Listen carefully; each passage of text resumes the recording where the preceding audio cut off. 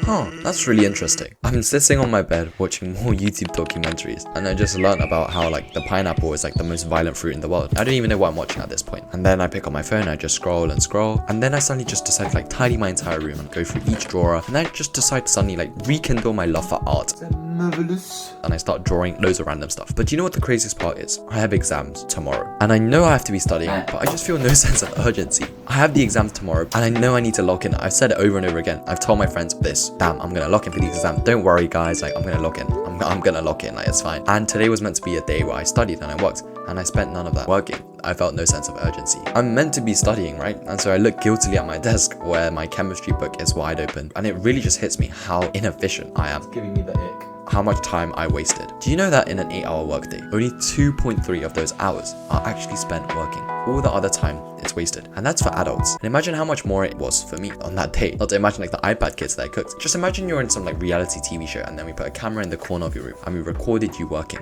and we showed it to aliens just for like fun. They'd genuinely be so confused. Here in the natural habitat of the Homo sapien genus, they're getting ready to hunt. They sit down and they're working on their task. Wow, such vigor, such concentration, marvelous. Oh, he pulled out a mobile cellular device. It must be to research further into the intricacies of mathematics. He must be enhancing his learning. Wow, what a wonderful species this is.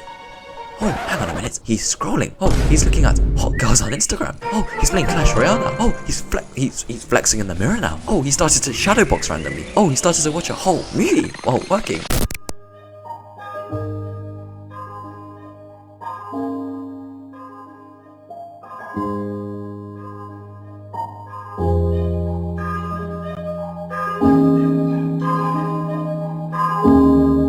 My name is Stephen Park, also known as J Spark, and I'm an active student. That what I just described right there was my day. I had to lock in, I had exams the next day, and I just wasted so much time. It's funny that I think back now, but I learned so much from that experience.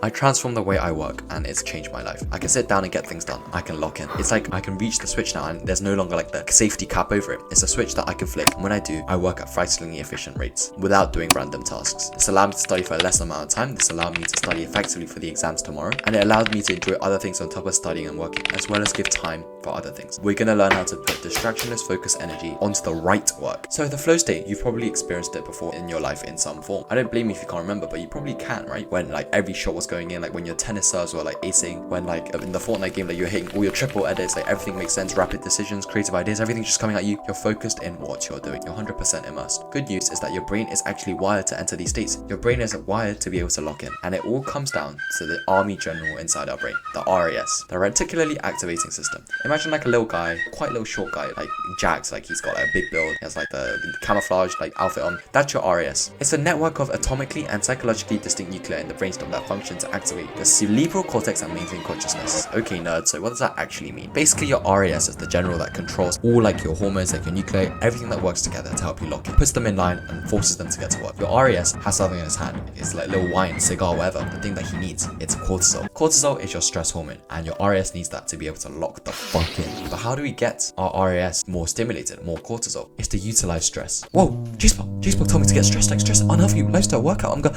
oh my god, overstressed, I'm gonna get burnt out, I'm gonna, whoa, G-Spot, I'm reporting you for like child people.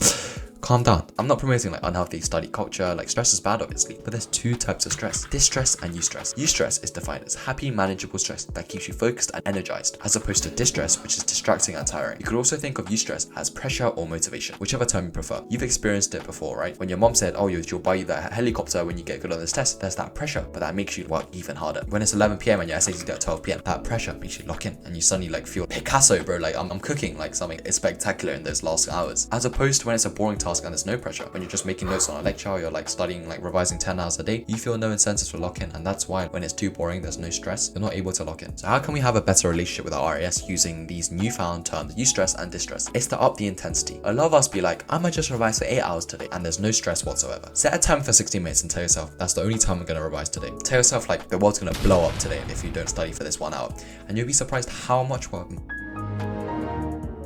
And you'll be surprised how much work you get done in that hour. Since you're studying for 8 hours previously, you get 8 times more work done in those 8 hours, right? But actually, this 1 hour might even beat that. Dale Carnegie of Atomic Habits literally did this. When he didn't wake up on time, he had the risk of having to give his wife a fiver every time. He had the risk of saying, like, in the evening, when he said he'd work and he didn't, he'd have to run him out. He had this like consequence type thing. The second way to have a good relationship with your RAS is to not overload it or stress it out too much. If you stress out your little RAS general too much, like, he's gonna start like spazzing out, right? Don't overwhelm him. Set goals. In video games, there are like checkpoints, right? So if you reach the checkpoint, you know it's like calm. Even if you die, you're just gonna go back there. But when you say you have to finish the 5,000 word essay that's due tomorrow, it's like you're doing a hardcore run with no checkpoints. Break down each task into bite sizes and attack each one at a time. Packs of dopamine, adrenaline, serotonin, norepinephrine, and endorphins. Big words, right? They basically all are just hormones inside your body that are secreted every time you complete a task. You feel happy, you feel motivated when you complete a task. Use this to your advantage. If your dopamine receptors, however, are too overstimulated, if you gave your RAS guy strawberries to eat, but he had chocolate before that, the strawberries aren't going to taste sweet and they're not going to have the same effects. Stop frying your brain. When you have too much dopamine from TikTok, short form, all of these things, they actually decrease like your dopamine receptors because they're desensitized. It's like you're stuffing your RAS with chocolate so the strawberries don't taste sweet. To feel the effects of the strawberry and the motivation to be able to lock it, you have to reduce dopamine from other things. Try reducing things and you'll see a massive improvement in your focus. The challenge response also prepares you for action by increasing your heart rate, causing you to breathe more heavily, sharpening your focus, and giving you a burst of energy. Use this to your advantage. You want to get the challenge response, but this can only be done under stress, and being able to capitalize on dopamine and your sense of motivation. Learning how to sit down, lock in, get work done is such a valuable skill. Think about it. Instead of wasting time, like, you can actually just flick a switch and you're locked in and you're able to like get work done at frighteningly efficient rates. If you want to get better grades, I've got good news and I've got bad news. Bad news is that most students never achieve their full potential, but the good news is it's simple to get good grades, and it's by utilizing stuff I've talked about today. I always strive to give the best free content on YouTube, but if you liked what you heard today and you want to take it a step further, if you like learning from me and if what I just described sounds like you, click the first link in the description to watch a free masterclass I put together on how to become a top student in your class without studying for hours on end, and you'll learn all the secrets that I share with me and other experts. It's just a bunch of regular students, and the free masterclass introduces you to my new program, the Student Accelerator. It might just change your life. So if this interests you, make sure to go and click that. And as always, take action, and I'll see you next time.